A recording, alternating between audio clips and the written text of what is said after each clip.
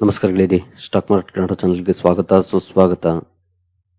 ಗೆಳೆಯರಿ, ವಿಡಿಯೋದಲ್ಲಿ ಇನ್ವೆಸ್ಟರ್ಗೆ ಸಂಬಂಧಪಟ್ಟಂತೆ ಒಂದು ಇಂಪಾರ್ಟೆಂಟ್ ಆಗಿರುವಂತಹ ಟಾಪಿಕ್ ನ ಬಗ್ಗೆ ಕವರ್ ಮಾಡ್ತಾ ಇದ್ದೀನಿ.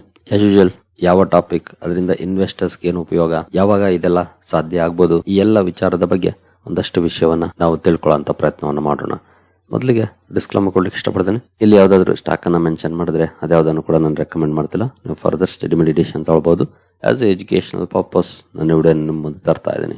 ಹಾಗೆ ಡಿಸ್ಕ್ರಿಪ್ಷನ್ ಅಲ್ಲಿ ಅಕೌಂಟ್ ಓಪನಿಂಗ್ ಲಿಂಕ್ ಇದೆ, ಅಕೌಂಟ್ ಅನ್ನು ಓಪನ್ ಮಾಡ್ಕೊಳ್ಬಹುದು. ಇನ್ವೆಸ್ಟ್ಮೆಂಟ್ ಗೆ ಸಂಬಂಧಪಟ್ಟಂತೆ ನಿಮ್ಗೆ ಏನಾದ್ರು ಸಪೋರ್ಟ್ ಬೇಕು ಅಂತಂದ್ರೆ ಈ ನಂಬರ್ ಗಳ ಮೂಲಕ ನಮ್ಮ ಟೀಮ್ ನ ಕಾಂಟ್ಯಾಕ್ಟ್ ಮಾಡಬಹುದು. ಇಲ್ಲಿ ಮೆನ್ಷನ್ ಮಾಡಿರುವಂತಹ ಎಲ್ಲ ಸರ್ವಿಸಸ್ ನಮ್ಮ ಮೂಲಕ ಸಿಗುತ್ತೆ. ಬಟ್ ಇದಕ್ಕೆ ಕಂಡೀಷನ್ ಒಂದೇ, ನಮ್ಮ ಮೂಲಕ ಅಕೌಂಟ್ ಓಪನ್ ಆಗಿರಬೇಕು. ಹಾಗಾಗಿ ಅಕೌಂಟ್ ಅನ್ನು ಓಪನ್ ಮಾಡ್ಕೊಂಡು ಕಾಂಟ್ಯಾಕ್ಟ್ ಮಾಡಬಹುದು.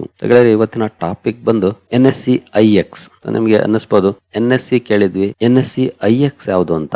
ಈ NSE IX ಬಗ್ಗೆ ಕೆಲವು ಬ್ರೇಕಿಂಗ್ ಸುದ್ದಿಗಳು ಬಂದಿದ್ದು 2-3 ಡೇಸ್ ಬ್ಯಾಕ್. ಇದ್ರ ಬಗ್ಗೆನೆ ಒಂದಷ್ಟು ವಿಷಯವನ್ನ ನಾವು ತಿಳ್ಕೊಳ್ಳೋಣ. ಮೊದಲಿಗೆ ನೋಡಬಹುದು ಹೆಡ್ಲೈನ್ ಗಳನ್ನ. NSE IX platform allows Indian investors to trade globally.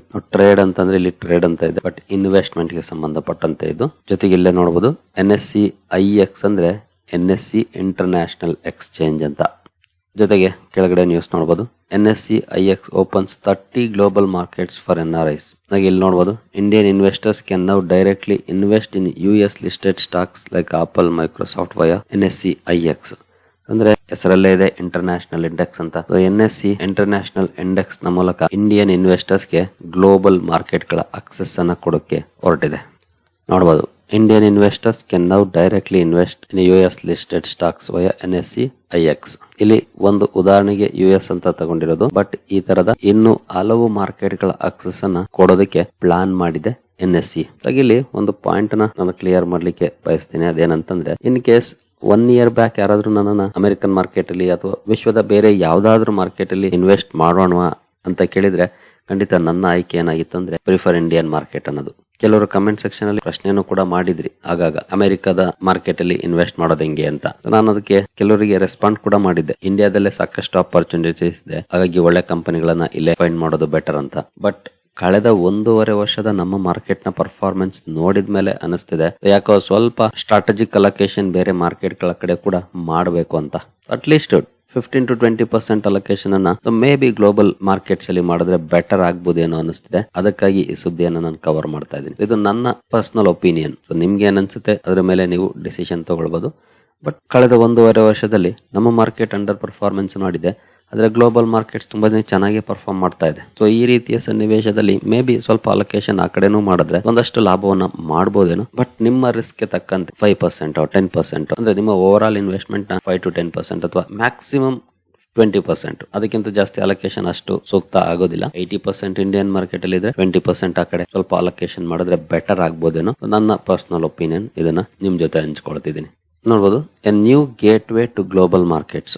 NSE IX gateway ಆಗ್ತಾ ಇದೆ ಇಂಡಿಯನ್ ಇನ್ವೆಸ್ಟರ್ಸ್ ಗೆ ಗ್ಲೋಬಲ್ ಮಾರ್ಕೆಟ್ ಅಕ್ಸೆಸ್ ಅನ್ನ ಕೊಡ್ಲಿಕ್ಕೆ. NSE international exchange now allows Indian retail investors to trade directly in US listed stocks including Apple, Microsoft and other global giants through its global access platform. ತನ್ನ global access platform ನ ಮೂಲಕ direct ಆಗಿ ನಾವು ಅಮೆರಿಕದಲ್ಲಿ list ಆಗಿರುವಂತಹ ಯಾವುದೇ share ಅನ್ನ ತಗೊಳ್ಳುವಂತ ಅವಕಾಶ ಇರುತ್ತೆ. ಇದನ್ನ ಸ್ವತಃ managing director and CEO V Balasubramanya ಅವರು ಹೇಳಿದ್ದಾರೆ. Structural expansion of investor access beyond domestic markets initiative ಮೂಲಕ ಅಲೋ ಮಾಡ್ತಿದ್ದಾರೆ.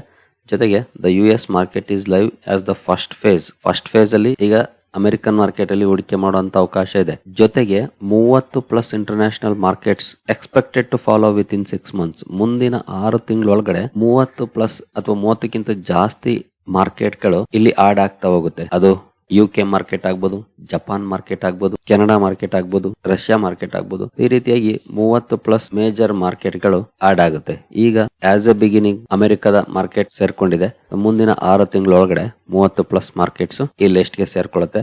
30ರಲ್ಲಿ ಯಾವ ಮಾರ್ಕೆಟ್ ಅಲ್ಲಿ ಬೇಕಾದ್ರೂ ಹೂಡಿಕೆ ಮಾಡುವಂತ ಅವಕಾಶಗಳು ಇನ್ವೆಸ್ಟರ್ಸ್ ಗೆ ಸಿಗುತ್ತೆ. ಇನ್ನು ಏನೆಲ್ಲ ಸಿಗುತ್ತೆ ಇಲ್ಲಿ? ಸದ್ಯದ ಮಟ್ಟಿಗೆ US ಮಾರ್ಕೆಟ್ ಈಗಾಗಲೇ ಲೈವ್ ಆಗಿದೆ. ಲಿಸ್ಟೆಡ್ ಈಕ್ವಿಟೀಸ್ ಅಲ್ಲಿ ಇನ್ವೆಸ್ಟ್ ಮಾಡಬಹುದು, ಹಾಗೆ ETF ಗಳಲ್ಲಿ ಇನ್ವೆಸ್ಟ್ ಮಾಡಬಹುದು. ಇದೆರಡು ಆಪ್ಷನ್ ಇದೆ. ನನ್ನನ್ನ ಕೇಳಿದ್ರೆ ನಮಗೆ ಗ್ಲೋಬಲ್ ಮಾರ್ಕೆಟ್ ಗಳ ಬಗ್ಗೆ ಅಷ್ಟೊಂದು ಮಾಹಿತಿ ಸಿಗೋದು ಕಷ್ಟ. ಜೊತೆಗೆ ನಮ್ಮ ಇಂಡಿಯನ್ ಸ್ಟಾಕ್ಸ್ ಅನ್ನ ಅನಲೈಸ್ ಮಾಡಿದ ರೀತಿಯಲ್ಲಿ ನಾವು ಅನಲೈಸ್ ಮಾಡೋದಕ್ಕೂ ಕಷ್ಟ ಆಗ್ಬೋದು. ಹಾಗಾಗಿ ETF ಗಳಿಗೆ ಹೋಗೋದು ಬೆಸ್ಟ್. ರಿಟರ್ನ್ಸ್ ಲಿಮಿಟೆಡ್ ಇರುತ್ತೆ, ಬಟ್ ರಿಸ್ಕ್ ಕೂಡ ಲಿಮಿಟೆಡ್ ಇರುತ್ತೆ. ಹಾಗಾಗಿ ETF ಬೆಟರ್ ಆಗ್ಬೋದು. ಸೊ ಇದನ್ನ ನೋಡ್ಬೋದಾಗಿರುತ್ತೆ. ಇನ್ನು 30+ ಮಾರ್ಕೆಟ್ ಸದ್ಯದಲ್ಲೇ ಬರುತ್ತೆ. ಇನ್ನು ಫ್ರಾಕ್ಷನಲ್ ಇನ್ವೆಸ್ಟಿಂಗ್ ಕೂಡ ಇರುತ್ತೆ. Portion of buying. So for example ಯಾವುದೋ ಒಂದು ಸ್ಟಾಕ್ $100 ಟ್ರೇಡ್ ಆಗ್ತಿದೆ ಅಂದ್ರೆ $100 ತಗೊಳ್ಬೇಕು ಅಂತ ಏನಿರೋದಿಲ್ಲ. ಈವನ್ $5 ಕೂಡ ನಾವು ಹೂಡಿಕೆ ಮಾಡಬಹುದಾಗಿರುತ್ತೆ. ಅಂದ್ರೆ ಫ್ರಾಕ್ಷನಲ್ಸ್ ಅಲ್ಲೂ ಕೂಡ ಅವೈಲೇಬಲ್ ಇರುತ್ತೆ. ಈಗಾಗಲೇ ಅಮೆರಿಕನ್ ಮಾರ್ಕೆಟ್ ಅಲ್ಲಿ ಫ್ರಾಕ್ಷನಲ್ಸ್ ಅವೈಲೇಬಲ್ ಇದೆ. ನಮ್ಮ ಈಗ NSE IX ಅಲ್ಲೂ ಕೂಡ ಅದು ಅವೈಲೇಬಲ್ ಇರುತ್ತೆ. ಇನ್ನು ಡಾಲರ್ ಡಿನಾಮಿನೇಟೆಡ್ ಆಗಿರುತ್ತೆ. ಆಲ್ ಇನ್ವೆಸ್ಟ್ಮೆಂಟ್ಸ್ ನೀವು ಯಾವುದೇ ಮಾರ್ಕೆಟ್ ಅಲ್ಲಿ ಇನ್ವೆಸ್ಟ್ ಮಾಡಿದ್ರು ಕೂಡ ಅದು ಡಾಲರ್ ಡಿನಾಮಿನೇಟೆಡ್ ಆಗಿರುತ್ತೆ. ಅದನ್ನ ಕ್ಲಾರಿಫೈ ಮಾಡಿದೆ NSE. ಇನ್ನು ಔಟ್ಬೌಂಡ್ ಇನ್ವೆಸ್ಟ್ಮೆಂಟ್ಸ್ ಅಂದ್ರೆ ಹೊರಗಡೆ ಏನು ಜನ ಇನ್ವೆಸ್ಟ್ ಮಾಡ್ತಾರೆ ಅದು LRS ಫ್ರೇಮ್ ವರ್ಕ್ ನ ಅಂಡರ್ ಇರುತ್ತೆ. LRS ಅಂದ್ರೆ ಲಿಬರಲೈಸ್ಡ್ ರೆಮಿಟೆನ್ಸ್ ಸ್ಕೀಮ್. ಗ್ಲೋಬಲ್ ಮಾರ್ಕೆಟ್ಸ್ ಅಲ್ಲಿ ಇನ್ವೆಸ್ಟ್ ಮಾಡ್ಬೇಕು ಅಂದ್ರೆ ಈ ಫ್ರೇಮ್ ವರ್ಕ್ ಅಂಡರ್ ನಾವು ಹೂಡಿಕೆ ಮಾಡಬೇಕಾಗುತ್ತೆ. ಜೊತೆಗೆ ಇಲ್ಲಿ ಕ್ಯಾಪ್ ಕೂಡ ಹಾಕಿದ್ದಾರೆ. ಮ್ಯಾಕ್ಸಿಮಮ್ ಎಷ್ಟು ಇನ್ವೆಸ್ಟ್ ಮಾಡಬಹುದು ಅದಕ್ಕೆ ಅವಕಾಶ ಇರೋದು ನೋಡಬಹುದು. $2,50,000 ಮಾತ್ರ ಒಬ್ಬ ಇನ್ವೆಸ್ಟರ್ ಅಪ್ ಟು $2,50,000 ವರೆಗೂ 1 ವರ್ಷದಲ್ಲಿ ಇನ್ವೆಸ್ಟ್ ಮಾಡಬಹುದು. 1 ವರ್ಷದಲ್ಲಿ ಒಬ್ಬರು $2,50,000 ಇಷ್ಟಕ್ಕೆ ಮಾತ್ರ ಅವಕಾಶ ಇದೆ. ಅದಕ್ಕಿಂತ ಜಾಸ್ತಿ ಇಲ್ಲ. LRS ಫ್ರೇಮ್ ವರ್ಕ್ ನಡಿ $2.5 ಲಕ್ಷ ಕ್ಯಾಪ್ ಇರುತ್ತೆ. ಅದಕ್ಕಿಂತ ಜಾಸ್ತಿ ಹೂಡಿಕೆ ಮಾಡಕ್ಕಾಗಲ್ಲ. ಇನ್ನು ಫ್ರಾಕ್ಷನಲ್ ಇನ್ವೆಸ್ಟಿಂಗ್ ಈಗಾಗಲೇ ತಿಳ್ಕೊಂಡ್ವಿ. Piece of the world's biggest companies own ಮಾಡಬಹುದಾಗಿರುತ್ತೆ. ಅದು $100 ಇರಲಿ, $200 ಇರಲಿ ಅಥವಾ $300 ಇರಲಿ. ನಿಮ್ಮ ಹತ್ರ ಎಷ್ಟಿದೆ $5 ಕೂಡ ಹೂಡಿಕೆ ಮಾಡೋ ಅವಕಾಶ ಇರುತ್ತೆ. $10 ಕೂಡ ಹೂಡಿಕೆ ಮಾಡುವಂತ ಅವಕಾಶ ಇರುತ್ತೆ. ಫ್ರಾಕ್ಷನಲ್ ಬೈಯಿಂಗ್ ಅನ್ನು ಕೂಡ ಮಾಡಬಹುದಾಗಿರುತ್ತೆ. ಇದೊಂದು ವಿಶೇಷ ಆದ್ಯತೆ ಅಂತ ಹೇಳಬಹುದು ಇನ್ವೆಸ್ಟರ್ಸ್. ಯಾಕಂದ್ರೆ ಕೆಲವು ಸಲ ದೊಡ್ಡ ದೊಡ್ಡ ಕಂಪನಿಗಳನ್ನು ನಾವು ಸ್ಟಾಕ್ ಪ್ರೈಸ್ ಎಷ್ಟಿದೆ ಅದನ್ನ ನೋಡಿ ಭಯಪಟ್ಟು ಸುಮ್ಮನಾಗಬೇಕಾಗುತ್ತೆ. ಅಷ್ಟೊಂದು ನಮ್ಮ ಹತ್ರ ದುಡ್ಡೇ ಇರೋದಿಲ್ಲ. ಬಟ್ ಫ್ರಾಕ್ಷನಲ್ ಇನ್ವೆಸ್ಟಿಂಗ್ ಅವಕಾಶ ಇರೋದ್ರಿಂದ ನಮ್ಮ ಹತ್ರ ಇರೋವಷ್ಟನ್ನು ಕೂಡ ಹೂಡಿಕೆ ಮಾಡುವಂತ ಅವಕಾಶ ಇರುತ್ತೆ. ಏನು ಸೀಮ್ಲೆಸ್ ಡಿಜಿಟಲ್ ಆನ್ ಬೋರ್ಡಿಂಗ್ ಇರುತ್ತೆ. ಅಕೌಂಟ್ ಕ್ರಿಯೇಷನ್ ಆಗ್ಬಹುದು, ಡಿಜಿಟಲ್ KYC ಇರುತ್ತೆ. ವಿತಿನ್ 30 to 45 ಸೆಕೆಂಡ್ಸ್ ಅಲ್ಲಿ ಆಧಾರ್, ಪಾನ್ ಡಿಜಿಲಾಕರ್ ಮೂಲಕ ಡಿಜಿಟಲ್ KYC ಮಾಡ್ಕೊಳ್ಬಹುದು. ಇಮಿಡಿಯೇಟ್ಲಿ ಫಂಡ್ಸ್ ಕೂಡ ಆಡ್ ಮಾಡಿ ಇನ್ವೆಸ್ಟ್ಮೆಂಟ್ ಅನ್ನು ಕೂಡ ಸ್ಟಾರ್ಟ್ ಮಾಡಬಹುದು. ಏನು ಇಲ್ಲಿ ಏನೆಲ್ಲ ಮಾಡಬಹುದು, ಏನ್ ಮಾಡಕ್ ಆಗಲ್ಲ ಈ ವಿಚಾರಕ್ಕೆ ಬಂದ್ರೆ ಗ್ಲೋಬಲ್ ಈಕ್ವಿಟೀಸ್ ಸ್ಟಾಕ್ ಗಳಲ್ಲಿ ಹೂಡಿಕೆ ಮಾಡಬಹುದು. ETF ಗಳಲ್ಲಿ ಹೂಡಿಕೆ ಮಾಡಬಹುದು. Customised watch list across global companies build ಮಾಡ್ಕೊಳ್ಬಹುದು. ಹಾಗೆ ಏನು ಅಲೋ ಇಲ್ಲ, ಡಿರೈವೇಟಿವ್ಸ್ ಟ್ರೇಡಿಂಗ್ ಅಲೋ ಇಲ್ಲ. ಇಲ್ಲಿ ಕ್ರಿಪ್ಟೋ ಕರೆನ್ಸೀಸ್ ಹಾಗೂ ಡಿಜಿಟಲ್ ಅಸೆಟ್ಸ್ ಅಲೋ ಇರೋದಿಲ್ಲ. Any product outside the LRS frame work. LRS frame work ನ ಹೊರಗಡೆ ಇರುವಂತ ಯಾವುದೇ ಪ್ರಾಡಕ್ಟ್ ಅಲೋ ಇರೋದಿಲ್ಲ. ಸ್ಟಾಕ್ಸ್ ಅಲ್ಲಿ ಹೂಡಿಕೆ ಮಾಡಬಹುದು, ETFs ಅಲ್ಲಿ ಮಾಡಬಹುದು, ಬಟ್ ಡಿರೈವೇಟಿವ್ಸ್ ಅಲೋ ಇಲ್ಲ. ಈಗಾಗಲೇ ಗಿಫ್ಟ್ ನಿಫ್ಟಿಯಲ್ಲಿ ಭರ್ಜರಿ ಆಕ್ಟಿವಿಟೀಸ್ ನಡೀತಾ ಇದೆ. ಮಂತ್ಲಿ ವಾಲ್ಯೂಮ್ಸ್ ನೋಡಬಹುದು $100 ಬಿಲಿಯನ್ ಗಿಂತ ಜಾಸ್ತಿ ಇದೆ. ಡೈಲಿ ಅವರೇಜ್ $5 ಬಿಲಿಯನ್ ಪ್ಲಸ್ ಇದೆ. ಆನ್ಯುವಲ್ LRS ಲಿಮಿಟ್ ಕೂಡ 2.5 ಲಕ್ಷ ಇದೆ. ಸೇಮ್ ಕಂಟಿನ್ಯೂ ಆಗುತ್ತೆ ಮುಂದೆ ಕೂಡ. ಜೊತೆಗೆ ಇದು ಫೇಸ್ಡ್ ರೋಲ್ ಔಟ್ ಇರುತ್ತೆ. ಫೇಸ್ 1 ಈಗಾಗಲೇ ಅಮೆರಿಕನ್ ಮಾರ್ಕೆಟ್ ಲೈವ್ ಇದೆ. Retail investors global access platform ನ ಮೂಲಕ ಹೂಡಿಕೆ ಮಾಡಬಹುದಾಗಿರುತ್ತೆ. ಉಳಿದ 30ಕ್ಕಿಂತ ಜಾಸ್ತಿ ಮಾರ್ಕೆಟ್ ಗಳ ರೋಲ್ ಔಟ್ ಮುಂದಿನ 3 ರಿಂದ 6 ತಿಂಗಳಲ್ಲಾಗುತ್ತೆ. ಫೇಸ್ 3 ಫ್ಯೂಚರ್ ಆಗಿರುತ್ತೆ. Institutional investors enabled including mutual funds with ಔಟ್ಬೌಂಡ್ investment schemes. ಮುಂದಿನ ದಿನಗಳಲ್ಲಿ ಈ ಮಾರ್ಕೆಟ್ ಗಳಿಗೆ ಸಂಬಂಧಪಟ್ಟಂತೆ ಮ್ಯೂಚುವಲ್ ಫಂಡ್ಸ್ ಅನ್ನು ಕೂಡ ತರ್ತಾರೆ. ಅದಕ್ಕೆ ಕೂಡ ಅವಕಾಶ ಸಿಗುತ್ತೆ. ಸದ್ಯದ ಮಟ್ಟಿಗೆ ಆ ಅವಕಾಶ ಇನ್ನು ಇಲ್ಲ. ಅಂದ್ರೆ ಈಗಲೂ ಫಂಡ್ಸ್ ಇದಾವೆ, ಹೂಡಿಕೆಯನ್ನ ಮಾಡಬಹುದು ಮ್ಯೂಚುವಲ್ ಫಂಡ್ ಮೂಲಕ. ಬಟ್ ಅದಕ್ಕೂ ಕೂಡ ಕ್ಯಾಪ್ ಇರುತ್ತೆ. ಒನ್ಸ್ ಅಷ್ಟು ಅಮೌಂಟ್ ಬಂತು ಇನ್ಫ್ಲೋ ಅಂತಂದ್ರೆ ಮ್ಯೂಚುವಲ್ ಫಂಡ್ ಗೆ ಇಮಿಡಿಯೇಟ್ಲಿ ಅದನ್ನ ಸ್ಟಾಪ್ ಮಾಡ್ತಾರೆ. ಮತ್ತೆ ಹೂಡಿಕೆ ಮಾಡಕ್ ಆಗೋದಿಲ್ಲ. ಆ ರೀತಿ ರೆಸ್ಟ್ರಿಕ್ಷನ್ಸ್ ಇದೆ. ಮೇ ಬಿ ಇದೆಲ್ಲ ಜಾರಿಗೆ ಬಂದ್ರೆ ರೆಸ್ಟ್ರಿಕ್ಷನ್ಸ್ ಒಂದಷ್ಟು ಕಡಿಮೆ ಆಗುತ್ತೆ. ಜೊತೆಗೆ ಡೈರೆಕ್ಟ್ ಸ್ಟಾಕ್ಸ್ ಅಥವಾ ETF ಅಲ್ಲೂ ಕೂಡ ಹೂಡಿಕೆ ಮಾಡುವಂತ ಅವಕಾಶ ಸಿಗೋದ್ರಿಂದ ಎಲ್ರಿಗೂ ಅವಕಾಶ ಸಿಗುವಂತ ಚಾನ್ಸಸ್ ಇರುತ್ತೆ. ಇನ್ನು ಇದರಿಂದ ಇನ್ವೆಸ್ಟರ್ಸ್ ಏನು ಉಪಯೋಗ? ಮೊದಲಿಗೆ ಗ್ಲೋಬಲ್ ಮಾರ್ಕೆಟ್ ನ ಅಕ್ಸೆಸ್ ಸಿಗುತ್ತೆ. ಯಾಕಂದ್ರೆ ಕೆಲವು ಸಲ ನಮ್ಮ ಮಾರ್ಕೆಟ್ ಅಂಡರ್ ಪರ್ಫಾರ್ಮೆನ್ಸ್ ಮಾಡ್ತಾ ಇದೆ ಅಂದ್ರೆ, ಫಾರ್ ಎಕ್ಸಾಂಪಲ್ ಉದಾಹರಣೆ ಅಂತ ತಗೊಂಡ್ರೆ ಲಾಸ್ಟ್ 1 ಇಯರ್ ಅಲ್ಲಿ ನಮ್ಮ ಮಾರ್ಕೆಟ್ ಪರ್ಫಾರ್ಮ್ ಮಾಡಿರೋದಕ್ಕೂ ಅಮೆರಿಕನ್ ಮಾರ್ಕೆಟ್ ಅಲ್ಲಿ ಪರ್ಫಾರ್ಮೆನ್ಸ್ ಬಂದಿರೋದಕ್ಕೂ ತುಂಬಾನೇ ಡಿಫರೆನ್ಸ್ ಇದೆ. ಜೊತೆಗೆ ಇತ್ತೀಚೆಗೆ ಜಪಾನ್ ಮಾರ್ಕೆಟ್ ತುಂಬಾನೇ ಅಟ್ರಾಕ್ಟಿವ್ ಆಗಿ ಕಾಣ್ತಾ ಇದೆ.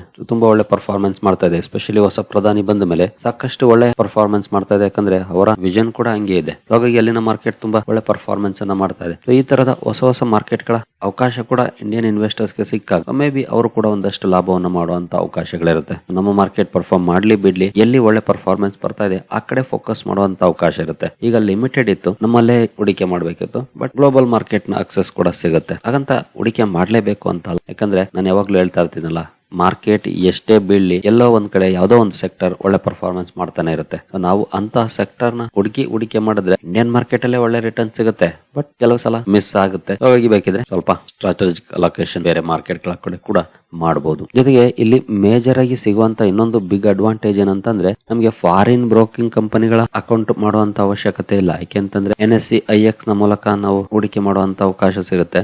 ಹಾಗಾಗಿ ಅವರ ಮೇಲೆ ಡಿಪೆಂಡೆನ್ಸಿ ಕೂಡ ಇರೋದಿಲ್ಲ.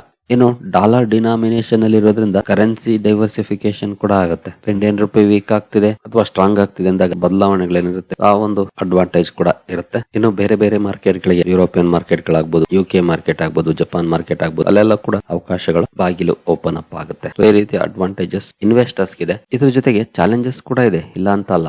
ರೆಗ್ಯುಲೇಟರಿ ರಿಸ್ಕ್ ಇದ್ದೇ ಇರುತ್ತೆ. ನಾವು ಯಾವುದೇ ಮಾರ್ಕೆಟ್ ಅಲ್ಲಿ ಇನ್ವೆಸ್ಟ್ ಮಾಡಿದ್ರೆ ಅದರಲ್ಲೂ ಔಟ್ಸೈಡ್ ಇಂಡಿಯಾ ಅಂದ್ರೆ ಸಾಕಷ್ಟು ರೆಗ್ಯುಲೇಟರಿ ರಿಸ್ಕ್ ಇರುತ್ತೆ. ಇನ್ನು ಕರೆನ್ಸಿ ಕೂಡ ಅಡ್ವಾಂಟೇಜ್ ಕೂಡ ಹೌದು, ರಿಸ್ಕ್ ಕೂಡ ಹೌದು. ರುಪಿ ವೀಕ್ ಆಗುತ್ತಾ ಸ್ಟ್ರಾಂಗ್ ಆಗುತ್ತಾ ಅನ್ನೋದ್ರ ಮೇಲೆ ಅಲ್ಲಿನ ರಿಸ್ಕ್ ಡಿಪೆಂಡ್ ಆಗುತ್ತೆ. ನಂತರ ಲಿಮಿಟೇಷನ್ಸ್, LRS ಲಿಮಿಟೇಷನ್ 2.5 ಲಕ್ಷದವರೆಗೂ, ಅದು ಕೂಡ ಒಂದು ಚಾಲೆಂಜ್. ಜೊತೆಗೆ ಲಿಕ್ವಿಡಿಟಿ ಕೂಡ ಮ್ಯಾಟರ್ ಆಗುತ್ತೆ. ಆ ಮಾರ್ಕೆಟ್ ಅಲ್ಲಿ ಯಾವ ರೀತಿಯ ಲಿಕ್ವಿಡಿಟಿ ಇರುತ್ತೆ ಅದು ಕೂಡ ಮ್ಯಾಟರ್ ಆಗುತ್ತೆ.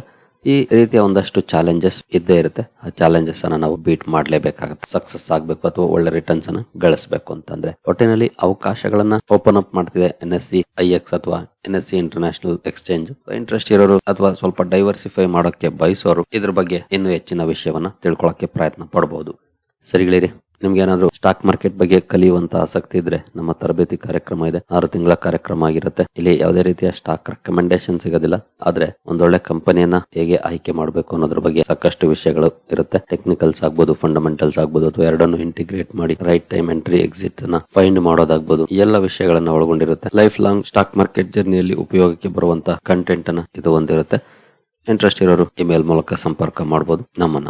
ಸರಿಗಳಿರಿ, 30ಕ್ಕಿಂತ ಜಾಸ್ತಿ ಮಾರ್ಕೆಟ್ಗಳಲ್ಲಿ ಹೂಡಿಕೆ ಮಾಡುವಂತ ಅವಕಾಶವನ್ನು NSE IX ಒದಗಿಸುವ ಪ್ರಯತ್ನಕ್ಕೆ ಕೈ ಹಾಕಿದೆ. ಡೈವರ್ಸಿಫೈ ಮಾಡೋದಕ್ಕೆ ಬಯಸುವಂತವ್ರು ಇದ್ರ ಬಗ್ಗೆ ತಿಳ್ಕೊಳ್ಬಹುದು.